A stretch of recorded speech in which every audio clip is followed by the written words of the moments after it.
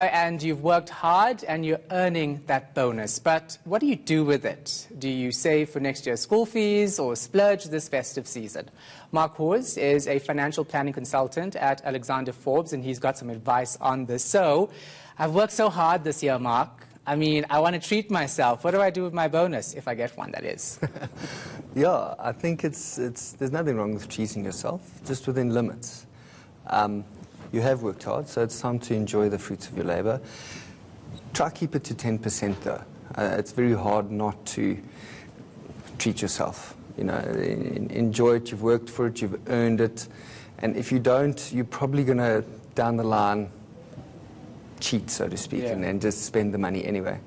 Do it now, within reason, and then you've got 90% left over to set yourself up for the coming year or the next things that you want to do. So what's a smart way to actually make sure that you use that 90% over the next year wisely?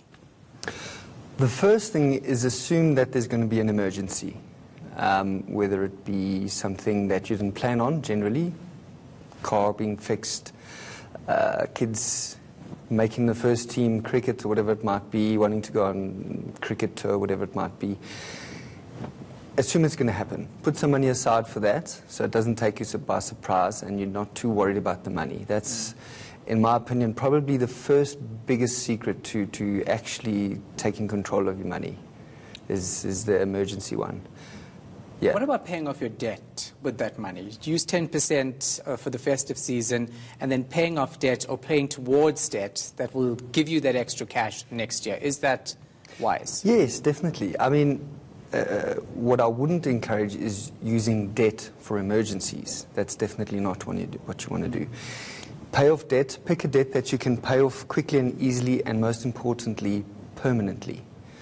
There's no point in going into debt, having no savings, paying it down, and you end up with debt and no savings again. It's a bit of an endless cycle doing that. So definitely pay off debt. Pick one that you can pay off quickly and easily and get it off your debit orders, and that makes life easier again. In the next year, you've just got more money to spend. Yeah, and then, of course, you're not having to pay that high interest on your debt. So when it comes to professional advice, I mean, people don't really do this, especially when you're not super rich and you have all this money that you need to know what to do with. Do you actually go to a consultant and say, help me out, or do you work it out yourself based on your expenses and your lifestyle? Look, there's nothing wrong with a professional service. Good value, good professional service can guide you where you need to go. It does help to know what you want, which is often the most tricky step.